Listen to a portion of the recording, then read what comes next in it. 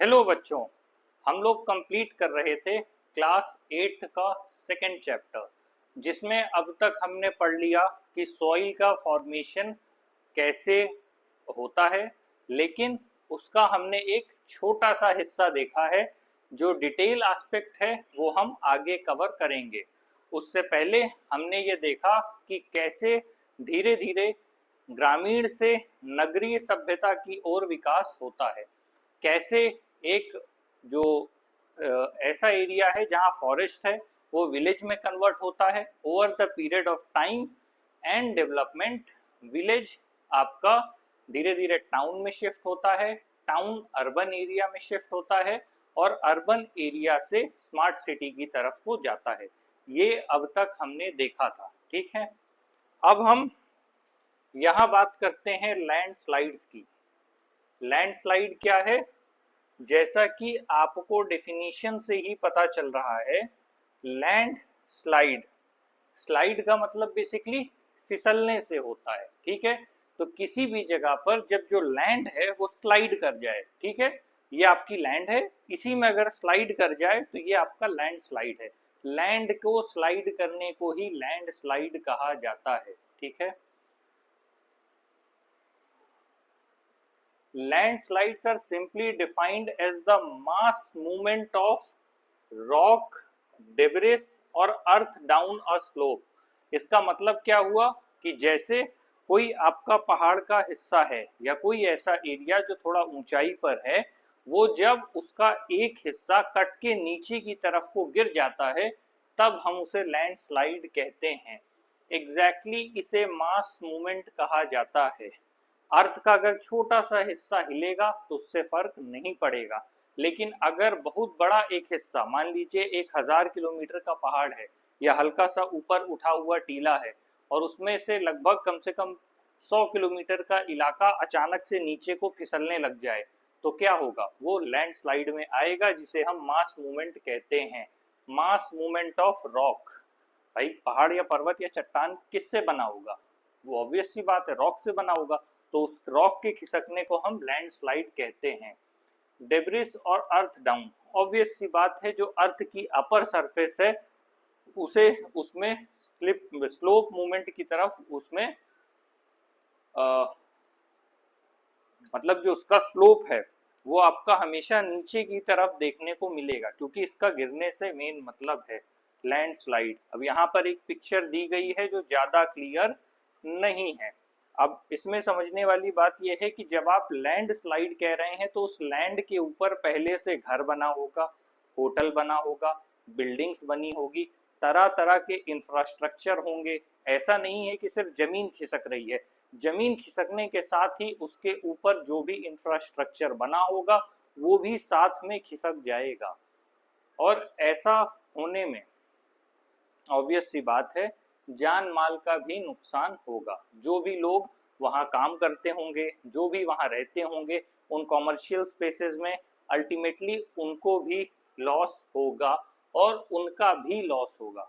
दोनों में फर्क समझिए। एक तो है उनकी प्रॉपर्टी का लॉस होना, अभी हमने पहले पढ़ा था ना, इंडिविजुअल ओनरशिप, कम्युनिटी ओनरशिप। तो एक तो उनकी प्रॉपर्टी का लॉस होगा और पॉसिबिलिटी है कि उनकी भी जान जा सकती है ऐसी सिचुएशन में, ठीक है। They often take place in conjunction with earthquakes, floods and volcanoes. तो ये जो लैंडस्लाइड है, ऐसा नहीं है कि सिर्फ लैंडस्लाइड ही हो। अर्थक्वेक की स्थिति में, भाई अर्थक्वेक सिंपल भाषा में क्या है? आपकी पृथ्वी का हिलना, जो पृथ्वी की जो ऊपरी परत है उसमें मूवमेंट होता है। तो अब पृथ्वी में जो भी जमीन है, उस जमीन के ऊपर जो भी कुछ आपका बना होगा वो भी तो अल्टीमेटली हिलेगा। और ऐसी सिचुएशन होने पे जब हिलेगा तो मान लीजिए कोई हिस्सा है, कोई पहाड़ का ऐसे तिरछा बना हुआ हिस्सा है जो कि थोड़ा कमजोर है और अचानक से पृथ्वी हिलने लगी तो उसमें जो मूवमेंट होगा उसकी वजह से पूरा का पूरा नीचे की तरफ वो चला जाएगा। साथ में ही क्या कह रहा है, अर्थक्वेक के अलावा फ्लड्स एंड वॉल्केनोज। अब मान लीजिए कोई हिस्सा है जो चट्टान का, जो एक तरफ को हल्का लटका हुआ बना हुआ है, काफी समय से वो बस गिरने वाला है क्योंकि कटान लगातार उसमें जारी थी। अब उसी में अगर तेजी से बाढ़ आती है, मान लीजिए ये हिस्सा है और ऐसे होके बाढ़ जाएगी, तो जाते समय जो पानी टकराएगा उस पानी की ताकत से, उस पानी की शक्ति से वो हिस्सा भी नीचे कट के गिर जाएगा और इसकी वजह से लैंडस्लाइड हो जाएगा। या फिर वॉल्केनोज, ऑब्वियस सी बात है, जब वॉल्केनो पूरी ताकत से फटते हैं तो उनकी फटने की वजह से कई 100 किलोमीटर तक की धरती हवा में उछल जाती है और उसकी वजह से जो भी आपके कॉन्सिक्वेंसेस क्रिएट होते हैं और उसकी वजह से लैंडस्लाइड आने की भी संभावना बढ़ जाती है। तो ये लैंडस्लाइड्स के रीजन है। A prolonged spell of rainfall can cause heavy landslide that can block the flow of river for quite some time. बिल्कुल ऐसा भी हो सकता है कि ऐसी सिचुएशन हो कि लंबे समय से बारिश होने की वजह से, भाई अगर कोई हिस्सा है, मान लीजिए आप ऐसे इमेजिन कर रहे हैं कि हल्का वो ऐसा प्लेटू टाइप का हिस्सा है, ठीक है, थोड़ा ऊंचाई में है लेकिन ऊंचाई के बावजूद पूरी तरह से खड़ी चोटी नहीं है, उसका हिस्सा बीच का ऐसे बना हुआ है। उस हिस्से पे लगातार जब बारिश हो रही है तो जो ये वाला हिस्सा है वहां पर पानी भर रहा है और पानी के भरने की वजह से क्या होगा, जब पानी लगातार वहां पर भरने लगेगा तो उसकी वजह से अल्टीमेटली वहां पर लैंडस्लाइड्स होने की संभावना बढ़ जाएगी। लेकिन क्या कह रहा है, जिसकी उस लैंडस्लाइड की वजह से जो रिवर का फ्लो है, ठीक है, ये हिस्सा है, इसमें पानी भरा और इसकी वजह से लैंडस्लाइड हुई, एक तरफ फिसला तो जो पानी बह रहा था वो पूरा का पूरा पानी रुक गया। The formation of river blocks can cause havoc to the settlements downstream on its bursting. और अगर मान लीजिए कि आप सिंपल भाषा में बात करिए कि अगर आपने पाइप लीजिए, ठीक, पाइप से ऐसे पानी बहने के लिए आप छोड़िए, पानी ऐसे बह रहा है और आगे आप किसी चीज को लगा दीजिए, आप हल्की सी मिट्टी ले लीजिए, ठीक, अपने घर में अगर आप प्रैक्टिकल करना चाहते हैं, इसको समझना चाहते हैं तो आप क्या करिए, अपने घर में पानी चला दीजिए पाइप से, ठीक है, और एक तरफ आप मिट्टी का हल्का हल्का टीला टाइप बना दीजिए और जब आप यहाँ से पानी चला रहे हैं और वो हिस्सा यहाँ पर बना हुआ है, आप पानी जब चलाएंगे तो देखेंगे कि शुरुआती दौर में मान लीजिए आपने टीला 5 सेंटीमीटर का बनाया तो जब पानी 1 सेंटीमीटर 2 सेंटीमीटर 3 सेंटीमीटर जाएगा कोई असर नहीं होगा। लेकिन जब पानी स्टोर होता चला जाएगा तो वो जो आपने मिट्टी का हिस्सा बना रखा है वो उसे अचानक से तोड़ करके निकल कर लेकर चला जाएगा। तो पानी जब अचानक से तोड़कर बहेगा तो स्वाभाविक सी बात है कि प्रेशर ज्यादा होगा, वॉल्यूम ऑफ वाटर उसमें ज्यादा होगा। तो वो इसी की बात कर रहा है कि अगर इस तरह की सिचुएशन होती है, लैंडस्लाइड के बाद नदी का प्रवाह रुकता है और जब वो प्रवाह पीछे से बढ़ता जाता है और अचानक से वो बस्ट करता है तो एक हैवॉक क्रिएट होगा। साथ ही जो लोग डाउन स्ट्रीम्स में रह रहे हैं, भाई नदी ऊपर से नीचे की तरफ को ही बह रही है, हिमालय से होते हुए ही नीचे की तरफ आ रही है, तो जब वो अचानक से बस्ट करेगा तो जो नीचे रहने वाले लोग हैं अचानक से वहां पर पूरी तरह पानी फैल जाएगा और जिन भी लोगों के घर किनारे पर बने होंगे वो इलाके बाढ़ग्रस्त हो जाएंगे। आप अक्सर ऐसा सुनते होंगे कुछ इलाकों में कि वहां पर बाढ़ आने से पानी भर गया, वहां का जो हिस्सा है वो जलमग्न हो गया और वहां के लोग अपनी दैनिक जीवन की गतिविधियां संपन्न कर पाने में सक्षम नहीं है। In the hilly terrain, landslides have been a major and widely spread natural disaster that often strike life and property and occupy a position of major concern. जो आपका हिली एरिया है, जो आपके हिली टेरेन्स है, जो खड़ी चोटी वाले हिस्से हैं, वहां पर लैंडस्लाइड आने से जो सबसे बड़ी प्रॉब्लम होती है वो क्या होती है, वो होती है आपकी लाइफ और प्रॉपर्टी दोनों के लिए डिजास्टर्स साबित होती है। क्योंकि जब ऊपर से कोई चीज नीचे को जाएगी तो रास्ते में जो घर बने होंगे उनको तबाह करते हुए जाएगी। मान लीजिए कि अगर आप ऊपर से कोई चीज गिर रही है, बीच में रास्ते में मान लीजिए होटल बना है, घर बना है, रहने के लिए लोगों ने अपना आवास बना रखा है, उसके बाद जानवरों को बांधने की, सब कुछ एक साथ अपने साथ तोड़ते हुए लेकर के वो चली जाएगी। यहाँ पर एक केस स्टडी दिया है, a massive landslide hit Pangi village near Reckong Peo in Kinnaur district of Himachal Pradesh. एक मैसिव लैंडस्लाइड होता है, मतलब बड़ी मात्रा में एक लैंडस्लाइड होता है, कहाँ पर, पंगी विलेज, जो कि रेकोंग पियो में किन्नौर डिस्ट्रिक्ट में है, ठीक है, जो कि हिमाचल प्रदेश में। तो हिमाचल प्रदेश के किन्नौर डिस्ट्रिक्ट की बात यहाँ पर हो रही है, ठीक है, जो कि डैमेज करते हैं 200 मीटर स्ट्रेच में old Hindustan Tibet road national highway 22। तो स्वाभाविक सी बात है कि जब मैसिव लैंडस्लाइड हुआ तो उसने बगल से जाते हुए नेशनल हाईवे 22 को भी डैमेज कर दिया। भाई जब भी कोई नेचुरल डिजास्टर आता है वो ये थोड़ी ना देखता है कि वो अपने साथ क्या लेकर चला जाएगा, उसके रास्ते में जो भी चीजें पड़ती चली जाएंगी वो सबको तोड़ते हुए निकल जाएगा। तो यहाँ ये समझने वाली बात है। This landslide was triggered by intense blasting at Pangi village. Due to the blasting, this weak zone of slope collapsed and caused intense damage to the road and nearby villages. The Pangi village was completely vacated to avoid any possible loss of life. तो obvious सी बात है वहां पर कुछ ऐसा काम हो रहा होगा, चाहे वो मिनरल्स निकालने का हो या किसी तरह का और अदर वर्क हो जिसमें ब्लास्टिंग की जरूरत होती है। तो ये लैंडस्लाइड क्यों हुआ? ब्लास्ट होने की वजह से। तो अब ये समझिए कि जो पृथ्वी के अंदर जो अर्थ की जो निचली परत है हमेशा वहां कुछ ना कुछ होता रहता है, ठीक है, over the period of time जो मूवमेंट है, जो हीट है, हर चीज का जो उस पर इम्पैक्ट होता है वो होता रहता है। और जब कोई स्थिति, कोई भी स्ट्रक्चर या टोपोग्राफी ऐसी हो जाती है कि जब वो अंदर से कमजोर हो जाए और उस पर जैसे ही झटका पड़ता है तो तुरंत वो सब कुछ लैंडस्लाइड के रूप में या किसी नेचुरल डिजास्टर के रूप में सामने आता है।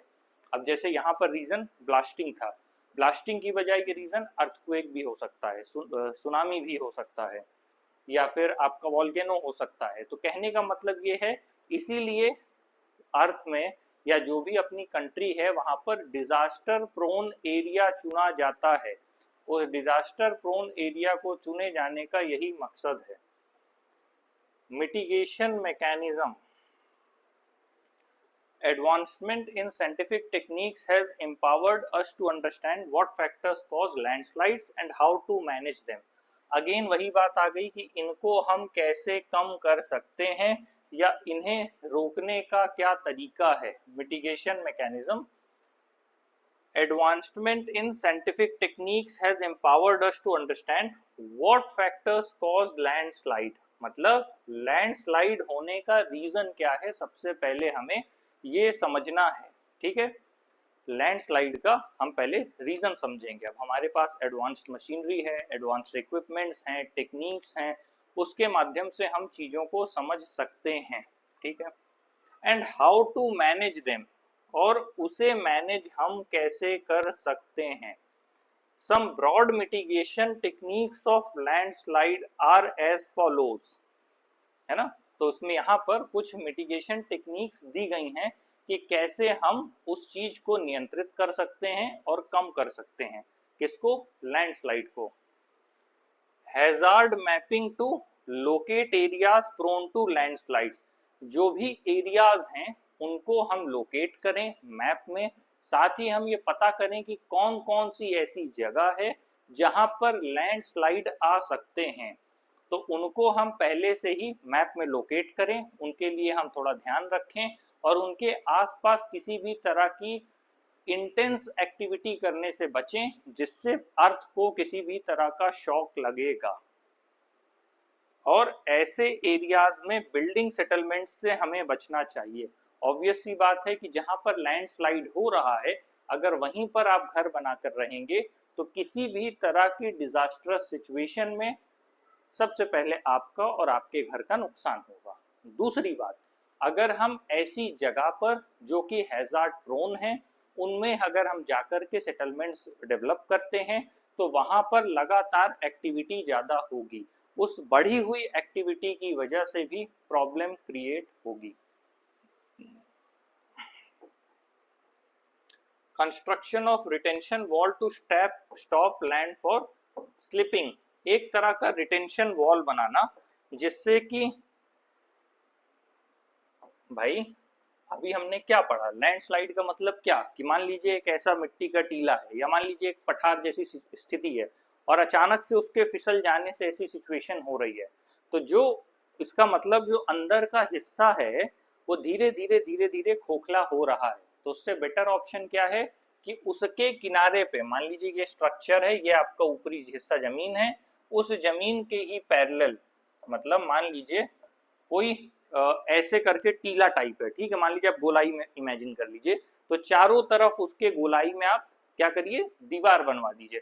तो दीवार उस स्ट्रक्चर को बांध के रखने का काम करेगा, उसी को हमने रिटेंशन वॉल का नाम दिया है। ठीक है, construction of retention wall to stop land from slipping. ये अचानक से दीवार के भसकने, दरार आने, खिसकने या लैंडस्लाइड जैसी सिचुएशन को प्रिवेंट करेगा। Increase in the vegetation cover to arrest landslide. Arrest landslide का क्या मतलब है?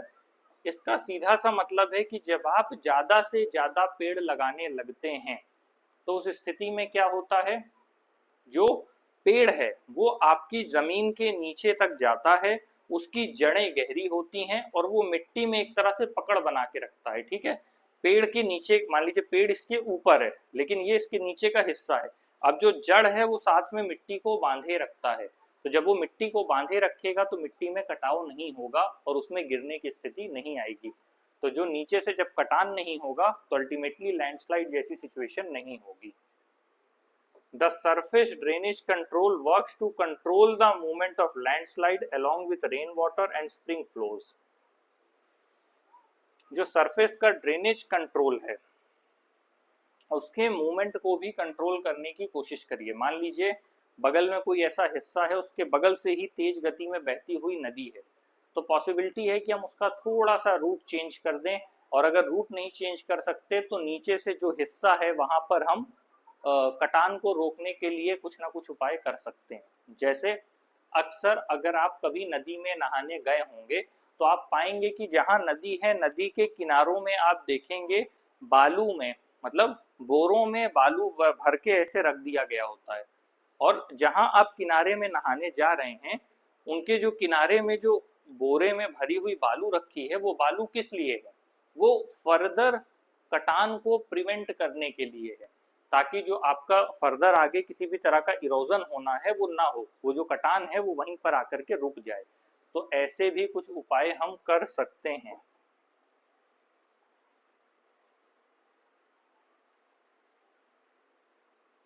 ये देखिए आपके लिए एक चित्र बनाकर समझाया गया है कि सॉइल क्या है ना। It takes hundreds of years to make just 1 centimetre of soil. 1 centimetre of soil को बनने में कई 100 साल का भी कई बार समय लगता है। ठीक है, हंड्रेड्स ऑफ ईयर्स की बात कर रहा है, मतलब एक व्यक्ति के पूरे जीवन काल में कुछ सेंटीमीटर मिट्टी बन जाए, ये बहुत बड़ी बात है। अब इसके बाद कह रहा है, ये है आपका क्या, ये है आपका अर्थ का लेयर्स, मतलब जैसी ये जमीन दिखती है, जमीन के अंदर का भाग ये आपको दिखाया गया है। ये ऊपर का हिस्सा जहां ग्रास है, ये जमीन का वो हिस्सा है जो सबसे ऊपर हम सरफेस कहते हैं। Top soil with humus and vegetation की बात कर रहा है, ये सबसे टॉप का हिस्सा है जो आपको दिखाई देता है। मान लीजिए आप पेड़ लगाते हैं तो कहाँ लगाते हैं, इस टॉप वाले हिस्से को खोदते हैं, खोदने के बाद पेड़ लगाते हैं और उसे ढक देते हैं, तो ये आपका टॉप वाला हिस्सा हो गया। उसके बाद का जो ये सेकंड हिस्सा है, ये कह रहा है जो ये वाला हिस्सा है, सब soil with sand, silt and clay, ये इन तीनों का मिला जुला हिस्सा है। क्या क्या है इसमें, यहाँ पर सैंड है, सिल्ट है और क्ले है, तो ये तीनों हिस्से यहाँ पर है। तीसरा वाला जो ये थर्ड वन है, ये वेदर्ड रॉक मटेरियल। ऑब्वियस सी बात है, वेदरिंग की प्रोसेस लगातार चलती रहती है, वो आपके डिफरेंट रीजन से हो सकता है, वो आपके एल्टीट्यूड से हो सकता है, वो आपके टेम्परेचर से हो सकता है, वो आपके अंडरग्राउंड वाटर से हो सकता है, वहाँ के क्लाइमेट से हो सकता है, बहुत से रीजन्स हैं जिससे लगातार वेदरिंग जैसी सिचुएशन बनी रहती है। अब आता है पेरेंट रॉक, ये सबसे इंपॉर्टेंट है। पेरेंट रॉक का मतलब ये आपका फाउंडेशन का काम करता है। ठीक है, ये हमने देख लिया। अब हम आते हैं factors of soil formation.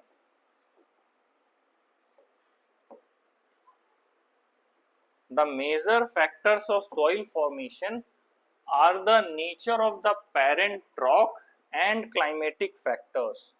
क्या कह रहा है कि जो सॉइल फॉर्मेशन के लिए जो मेजर फैक्टर्स हैं उनमें बेसिकली सबसे इंपॉर्टेंट है पेरेंट रॉक और उसके साथ ही वहां के क्लाइमेटिक फैक्टर।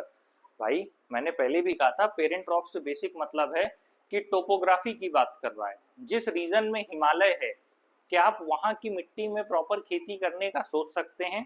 जवाब आएगा नहीं, वहां पर सिर्फ कटीली झाड़ियां ही हो सकती हैं क्योंकि वहां पर पानी की अनुपलब्धता है, वहां पर अवेलेबिलिटी ऑफ वाटर नहीं है, वहां पर आसमान से होने वाली जो बारिश है जिसे आप रेनफॉल कहते हैं वो आपका मुश्किल से 50 सेंटीमीटर तक आ पाएगा। तो ऐसे में किसी भी पेड़ को उगाने के बारे में आप नहीं सोच सकते। अगेन जहां पर ऐसी मिट्टी है जो ज्वालामुखी से बनी हुई है या ब्लैक रॉक जहां पर ब्लैक सॉइल है तो वहां की सिचुएशन अलग है, हिमालय की सिचुएशन अलग है। तो पेरेंट रॉक और क्लाइमेटिक कंडीशंस के हिसाब से सॉइल फॉर्मेशन होता है, सॉइल फॉर्मेशन और क्लाइमेट के हिसाब से फिर वेजिटेशन होता है, वेजिटेशन से आपका वाइल्ड लाइफ एनिमल्स होता है। तो हर एक चीज एक दूसरे से काफी हद तक जुड़ी हुई है, या कहें कि संपूर्ण सृष्टि या संपूर्ण प्रकृति एक ही है, इसका यही मतलब है। अगेन वही बात कि ये फैक्टर्स क्या है, टोपोग्राफी है, रोल ऑफ ऑर्गेनिक मटेरियल है and time taken for the composition of soil formation. All these differ from place to place. जैसे आप में से बहुत से बच्चों को ये लगता होगा कि मैं कितनी जल्दी बड़ा हो जाऊं या मैं कितनी जल्दी बड़ी हो जाऊं और मैं इस पूरी दुनिया को देख सकूं, मैं समझ सकूं क्या चीजें हैं क्या नहीं है। तो बधाई हो, आप उतने बड़े कभी नहीं होंगे क्योंकि लाइफ में अपकमिंग इवेंट्स इतने ज़्यादा होंगे कि आप हमेशा किसी ना किसी नई चीज़ से डील करने के लिए स्ट्रगल करते रहेंगे। तो ठीक उसी तरह आप जैसे आप अगर 8th क्लास में पढ़ रहे हैं तो हम आपसे ये उम्मीद नहीं कर सकते कि आप 10th क्लास का क्वेश्चन सॉल्व करेंगे। तो ठीक उसी तरह अगर कोई सॉइल मैच्योर नहीं है या उसके फॉर्मेशन का टाइम कंप्लीट नहीं हुआ तो हम ये उम्मीद नहीं कर सकते कि इससे और जल्दी इससे आपका जो ग्रोथ है वो मिल पाएगा, है ना।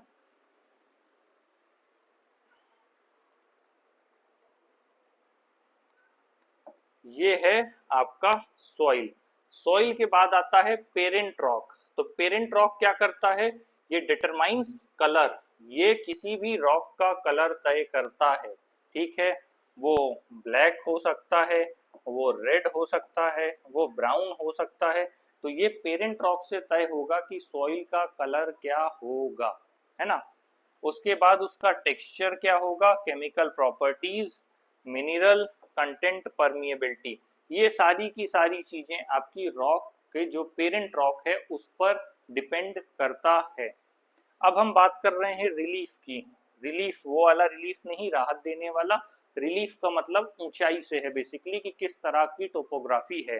तो यहाँ पर बात कर रहा है एल्टीट्यूड एंड स्लोप, है ना। एल्टीट्यूड से बेसिक मतलब है हाइट कितनी है और स्लोप कितना है, उसके अकॉर्डिंग फिर आपकी कोई भी सॉइल होगी, एल्टीट्यूड एंड स्लोप। साथ ही डिटरमाइन एक्यूमुलेशन ऑफ सॉइल, तो रिलीफ से तय होगा कि सॉइल की मोटाई कितनी है। ऑब्वियस सी बात है, जब आप प्लेन भाग में बात करेंगे तो नीचे मोटाई आपकी परत में ज़्यादा होगी, और जब वही आप पर्वतीय भाग की बात करेंगे या जो आपका हिली एरियाज है, हिली एरियाज की बात करेंगे तो हिली एरियाज में उतनी मोटाई नहीं होगी। नीचे के हिस्से में ठोस पत्थर होगा, ऊपर वाले हिस्से में आपका सॉइल होगा। उसके बाद आता है flora, fauna and microorganism, है ना। Affect the rate of humus formation.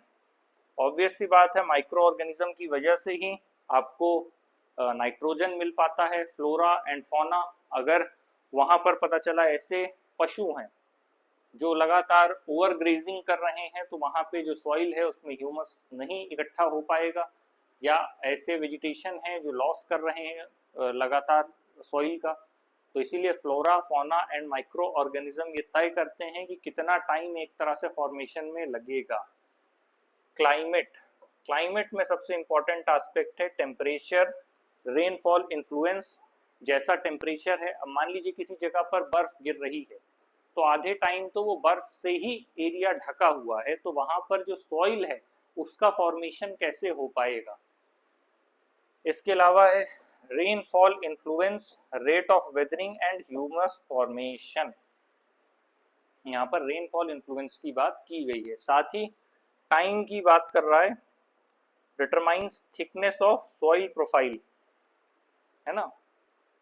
Time से ही ये तय हो पाएगा कि मिट्टी कितनी मोटी है। अभी वही बात है कि किसी जगह पर मिट्टी है लेकिन वहां पर अदर फैक्टर्स काम कर रहे हैं और मिट्टी को लगातार नुकसान पहुंचा रहे हैं, तो ऐसे में क्या होगा, क्या वो मिट्टी उतनी ठोस बन पाएगी कि वहां पर आपके अदर वेजिटेशन हो? नहीं, पॉसिबिलिटी नहीं है। लेकिन अगर इस तरह की सिचुएशन हो कि वहां पर अदर रीजन अनअफेक्टेड हों, अदर रीजन्स प्रभावित ना कर रहे हों, तो सॉइल की जो मोटाई है वो अपने आप ज़्यादा हो जाएगी। तो ये है फैक्टर्स अफेक्टिंग सॉइल फॉर्मेशन। अब हम आते हैं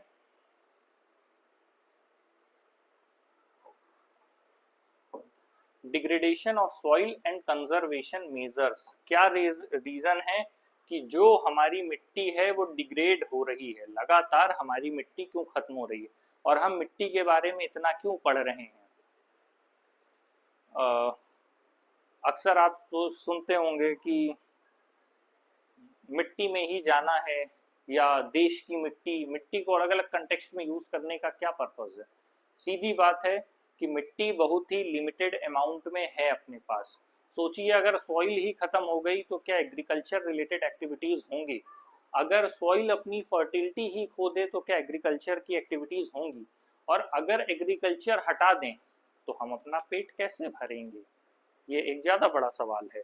भाई अपना पेट भरने के लिए हमें खाना चाहिए, खाना कहाँ से आता है? खाना खेती करने से ही तो मिल रहा है ना। भाई खेती करने से अनाज है, अनाज है फिर फल है, फूल है, यही चीज़ें तो हम खा रहे हैं। और कुछ राक्षस हैं जो मीट भी खा रहे हैं।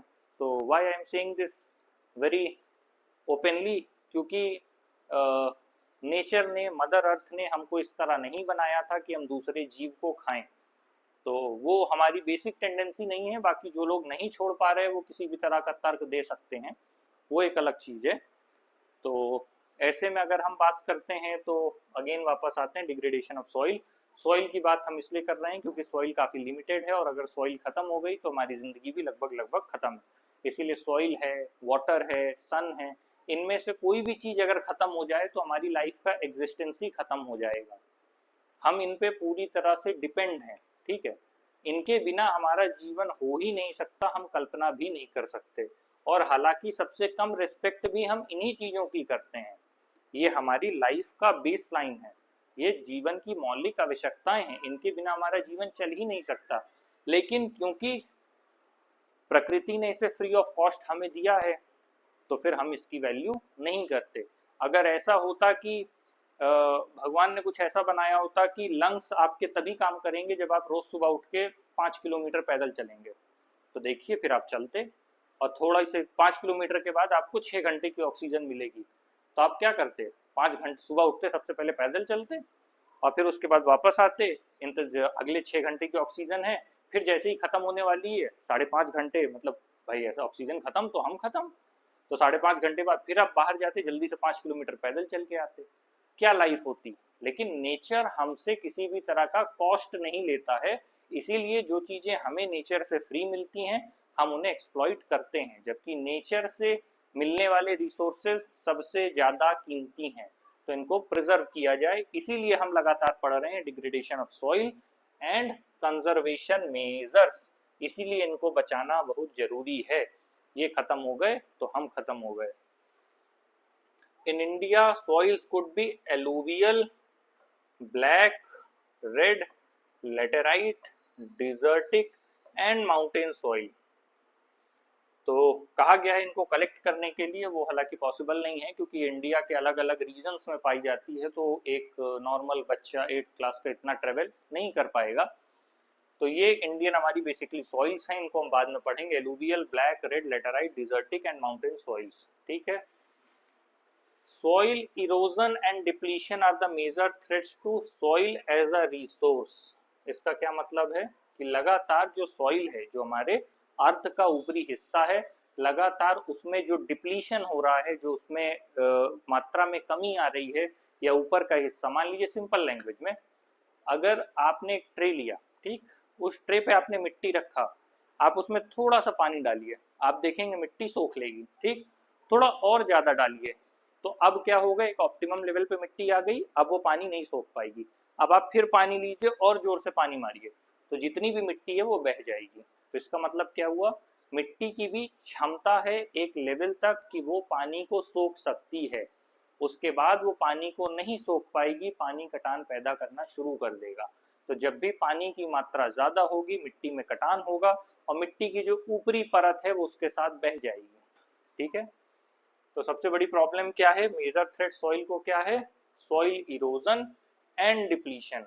अब हवा तेज चल रही है तो एक जगह से दूसरी जगह सॉइल अपने आप उड़ के जाएगी, पानी ज़्यादा बह, ऊपर से बारिश ज़्यादा हो रही है और तेजी से पानी गिरेगा, उससे कटान होगा, पानी बहेगा, और उसके साथ साथ मिट्टी भी बह जाएगी। कुछ सेंटीमीटर मिट्टी बनने में सालों का समय लगा, और एक बारिश के बाद जब पानी की मात्रा ज़्यादा हुई, हमने उसे प्रॉपर वे में ड्रेनेज सिस्टम नहीं बनाया, तो वो मिट्टी साथ में लेके चला जाएगा। Both human and natural factors can lead to degradation of soil. जो भी ह्यूमन और नेचुरल फैक्टर्स हैं वो अल्टीमेटली डिग्रेडेशन की तरफ सॉइल को लेकर के जाते हैं। ऑब्वियस सी बात है, ह्यूमन तो पूरा का पूरा इलाका ही उजाड़ के अपना घर बना लेता है, तो अल्टीमेटली क्या होगा, अल्टीमेटली डिग्रेडेशन बढ़ता जाएगा सॉइल्स का। जब भी लोग घर बनवाते हैं, आप अक्सर सुनते होंगे घर बनवाते समय कि बालू का प्रयोग होता है, और बालू से रिलेटेड आप अगर न्यूज़पेपर पढ़ते हैं तो अक्सर सुनते होंगे कि अवैध खनन हो रहा है। ये अवैध खनन क्यों हो रहा है, क्योंकि किसी एक नदी के इलाके में एक निश्चित व्यक्ति को, ठेकेदार को पट्टा दिया जाता है, और अगर उस सीमित मात्रा से ज़्यादा बालू निकाला जाता है तो वही अवैध खनन की श्रेणी में आता है, और एक निश्चित समय के लिए ही उस एरिया को ओपन किया जाता है। क्यों ऐसा है, क्योंकि बालू लिमिटेड है, हम ख़त्म नहीं कर सकते। इमेजिन करिए कि अगर ऐसा हो गया या ख़त्म हो गया ये रिसोर्स, तो हम क्या करेंगे। इसीलिए गवर्नमेंट इसको लगातार प्रिजर्व करने का काम करती है। ठीक है, तो ह्यूमन भी रीज़न है, साथ में नेचुरल फैक्टर्स भी हैं जिनकी वजह से डिग्रेडेशन ऑफ सॉइल होता है। ऐसा नहीं है कि ह्यूमन नहीं है तो डिग्रेडेशन ही नहीं होगा, होगा, क्योंकि नेचुरल फैक्टर तो काम कर रहे हैं। धूप अपना काम करेगी, हवा अपना काम करेगा, पानी अपना काम करेगा, सबके अपने अपने रोल हैं और उस हिसाब से चेंजेस होते रहते हैं। डिग्रेडेशन के लिए मेन रीजन क्या है आपका, डिफॉरेस्टेशन। डिफॉरेस्टेशन क्यों है, मैंने पहले भी कहा था कि जैसे पेड़ है, अब मान लीजिए पेड़ है, अब इसके नीचे के हिस्से में जो पेड़ की जड़ें हैं, जो बड़े बड़े पेड़ हैं जो 30 साल 50 साल में अपना आकार लेते हैं, तो जितना बड़ा पेड़ है उसकी जड़ उतनी बड़ी है। इसीलिए हिंदू धर्म में कई जगह आप देखते हैं पेड़ों की पूजा होती है, पेड़ों को भगवान मानते हैं, जैसे पीपल है, या कभी भी आप कोई पूजा करते हैं, हवन करते हैं, तो उसमें आम की लकड़ी इस्तेमाल होती है। यहाँ तक कि कई जगह पेड़ों की जड़ में तेल भी चढ़ाते हैं, पानी भी चढ़ाते हैं, दिया भी जलाते हैं। तो ये जो सारी जो रिचुअल्स हैं, उन रिचुअल्स का जो थीम है वो वही है, save your trees. If you want to save yourself then save your trees. Simple सा फॉर्मूला है। तो डिफॉरेस्टेशन क्या है भाई, जब आपने पेड़ काटना शुरू किया तो जो मिट्टी की पकड़ है वो अपने आप कम हो गई, उसके बाद आपने वहाँ कॉमर्शियल बिल्डिंग्स बना दी, तो बचा हुआ सब कुछ खत्म हो गया।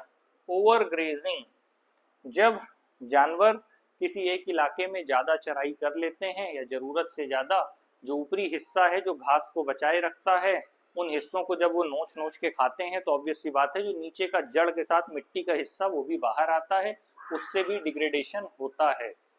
साथ ही over use of chemical fertilisers और पेस्टिसाइड्स, एक लैंड से ज़्यादा प्रोडक्शन लेने के लिए किसानों के द्वारा जो पेस्टिसाइड यूज किया जाता है, उसकी वजह से over the period of time जो सॉइल है वो अपनी फर्टिलिटी गंवा देती है। Rain wash, landslides and floods. Rain wash का मतलब वही है कि अगर ऊपर से पानी तेजी से गिर रहा है, आपने देखा होगा पट पट पट पट करके जब बारिश होती है तो वो सीधे जमीन पे टकराता है, और जब पानी की मात्रा उसी में ज़्यादा होती है तो उसके साथ पानी को बहा ले जाता है। तो ऊपरी वाली जो ऊपर की जो परत की मिट्टी है उसे काटता भी है और बहा भी ले जाता है, तो ये दोनों चीज होती है। ठीक। लैंडस्लाइड्स, अब एक बड़ा हिस्सा है, मान लीजिए वो एक साथ एक तरफ को झुक के अगर खिसक गया, तो जो कई सालों में या कई हजार सालों में जो मिट्टी बनी होगी वो उसे अपने साथ लेकर के नीचे चला गया। ठीक है। फ्लड्स, जब पानी की मात्रा ज्यादा हो तो पूछने की जरूरत ही नहीं है, ये अपने साथ ढेर सारी मिट्टी एक जगह से दूसरी जगह बहाकर लेकर के चली जाती है। Some methods of soil conservation are listed below. एक है मल्चिंग। मल्चिंग किसे कहते हैं? मल्चिंग का मतलब है the bare ground between plants is covered with a layer of organic matter like straw. It helps to retain soil moisture. Mulching का मतलब यह है कि मान लीजिए आपने खेती किया, ठीक, इधर पे आपने पेड़ लगाया है ना, फिर इधर पे लगाया आपने, और फिर इधर पे आपने लगाया। अब आपने जब इन हिस्सों में पेड़ लगा दिया, तब आपने क्या किया, ये हिस्से जो हैं आपके बीच के, ये वाले हिस्से, इन हिस्सों में आपने पेड़ लगा दिया। अब ये जो आपने तीन तरफ, मान लीजिए दूसरी तीसरी तरफ आपने एक तरह से पट्टी बनाई और उसके बीच में पेड़ पौधा लगा दिया। अब जो बीच का हिस्सा खाली है, ज्यादा चांसेस हैं कि यहाँ वाले हिस्से में क्या होगा, यहाँ वाले हिस्से से हम क्या उम्मीद कर सकते हैं, जो ये वाला हिस्सा है आपका, भाई यहाँ पर तो पेड़ पौधे हैं, तो जो पौधे लगे हैं तो वो यहाँ की मिट्टी को तो प्रिजर्व कर रहे हैं। तो यहाँ पर हम क्या करते हैं, यहाँ पर एक लेयर बिछा देते हैं। जो पेड़ के बीच के ये वाले हिस्से हैं, कौन से, ये वाले, इन हिस्सों में हम क्या करते हैं, एक स्ट्रॉ लाइक ऑर्गेनिक सब्सटेंस, या कह दीजिए कि इसे कवर कर देते हैं। इन हिस्सों में तो आपका जो पेड़ है वो लगा हुआ है, और बीच का हिस्सा जो खाली रह जा रहा है जमीन का, उसे हम कवर कर देते हैं, पूरी तरह से ढक देते हैं। ढकने से क्या होता है कि वो जो सॉइल का मॉइस्चर है उसको रिटेन करने में मदद करता है, साथ ही उसके मॉइस्चर को जाने नहीं देता। तो हम क्या करते हैं, इस इलाके में तो हम पौधे लगाते हैं और इस हिस्से को हम कवर कर देते हैं। फिर हम बात करते हैं कंटूर बैरियर्स की। किसकी बात कर रहे हैं हम, कंटूर बैरियर्स।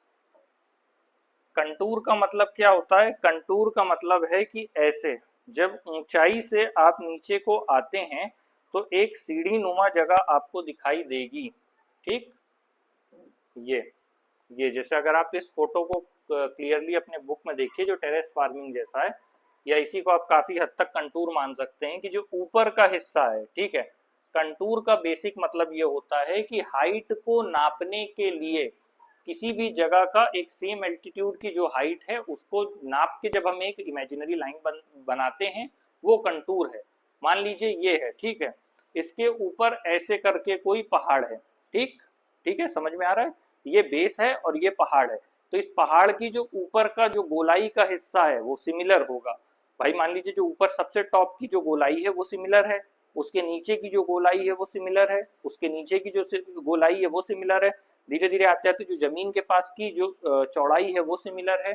तो इस हिसाब से हम कंटूर कहते हैं। अब मान लीजिए इस हिसाब से समझना है तो ये एक कंटूर हो गया, इसकी एक हाइट होगी, मान लीजिए आपने कर दिया 1, यहाँ वाला हिस्सा 2, यहाँ वाला हिस्सा 3, यहाँ वाला हिस्सा 4, यहाँ वाला हिस्सा 5, यहाँ वाला हिस्सा 6, यहाँ वाला हिस्सा 7। अब इसमें क्या है, ये पूरे के पूरा हिस्सा मतलब ये फ्रंट पार्ट है।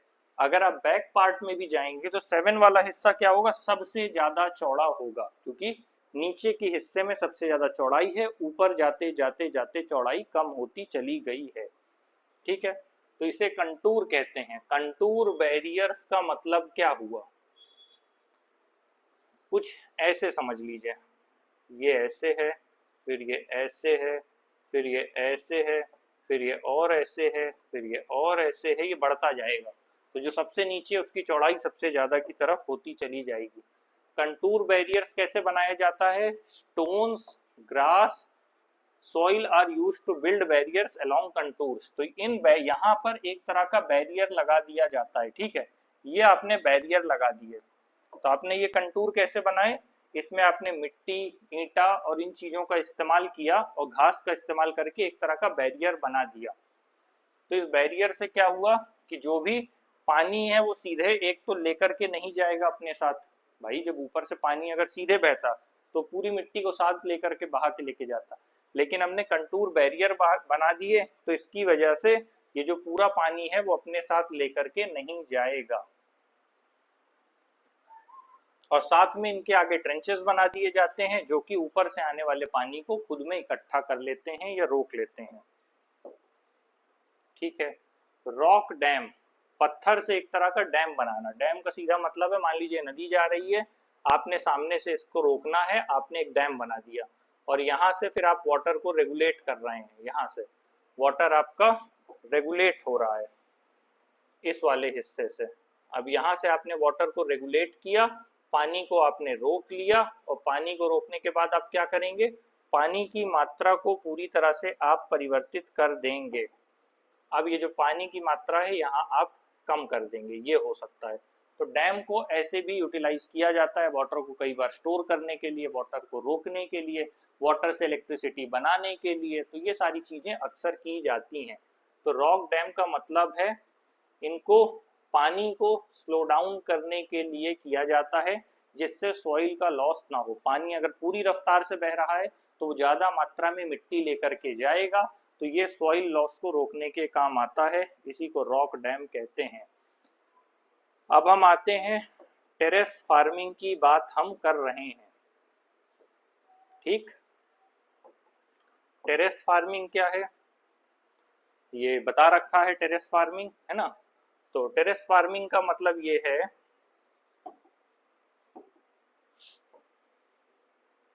broad flat steps or terraces are made on the steep slope so that flat surfaces are available to grow crops. They reduce surface runoff and soil erosion. Again terrace farming भी contour की तरह है, सीधी भाषा में एक सीढ़ी नुमा ऐसी संरचना बना दी गई है कि ऊपर से नीचे की ओर सीढ़ी जैसा हिस्सा है। और इस इलाके में, ठीक है, इस इलाके में मान लीजिए यहाँ पर ढलान है, तो जो इस इलाके में जो फ्लैट सरफेस है यहाँ पर कुछ भी बना पाने का आपको समय मिलेगा। मतलब आपने कोई पेड़ पौधा उगाया है उस फ्लैट सरफेस पे तो वो इजीली ग्रो करेगा, ग्रो करने की वजह से आपको फर्दर खेती करने का मौका मिलेगा और इससे जो कटान है, जो लगातार तेजी से मिट्टी की कटान है, उसे रोका जाएगा। सबसे ज्यादा चिंता ऐसी जगहों पर ही होती है क्योंकि ढलान है, पानी के साथ अपने साथ मिट्टी बहुत तेजी से बहा के लेकर के जाता है, तो इसे रोकने के तरीके हैं टेरेस फार्मिंग। फिर है intercropping. Different crops are grown in alternate rows and are sown at different times to protect the soil from rain wash. अब मान लीजिए अलग अलग एरिया बने हुए हैं, अब आपने क्या किया, आपने ये दिमाग लगाया कि एक सीजन में यहाँ पर खेती कर लेते हैं, ठीक है, दूसरे सीजन में हम यहाँ पर खेती कर लेते हैं, तीसरे सीजन में हम यहाँ पर खेती कर लेते हैं और चौथे सीजन में हम कहाँ पर खेती करेंगे, हम यहाँ पर खेती कर लेते हैं। तो अब 4 सीजन का मतलब ये है कि मान लीजिए तीन कर लीजिए, 3 ईच, 3, 6, 9, 12। तो अगर मान लीजिए एक साथ आपने यहाँ और यहाँ पे भी खेती कर रखा है, 2 हिस्सा खाली है, तो फिर भी ये क्या कर रहा है, सॉइल के इरोजन को रोकने का काम कर रहा है। मतलब एक तरफ है दूसरी तरफ खाली है, जब दूसरी तरफ खाली है तो पहली तरफ भरा है, तो इस तरह कोई ना कोई हिस्सा भरा रहेगा आपका। जब कोई ना कोई हिस्सा भरा रहेगा तो ऑब्वियस सी बात है ये सॉइल को प्रिवेंट करने के काम आएगा, इसी को इंटरक्रॉपिंग कहते हैं। Contour ploughing, plowing parallel to the contours of a hill slope to form a natural barrier for water to flow down the slope. Again वही है कि कंटूर के साथ साथ ही खेती करना, जिसकी वजह से या हाँ जिसकी वजह से आपका जो स्लोप है, जो अचानक से जो बहने का जो दर है कि पानी बहेगा उसके साथ मिट्टी बह जाएगी, या लगातार जो सॉइल का डिप्लीशन या इरोजन है उसको रोक पाएंगे सीधे कंटूर के साथ साथ ही खेती करने पर।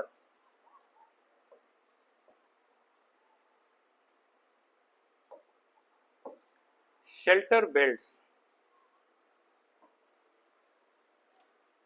शेल्टर बेल्ट्स का मतलब क्या है?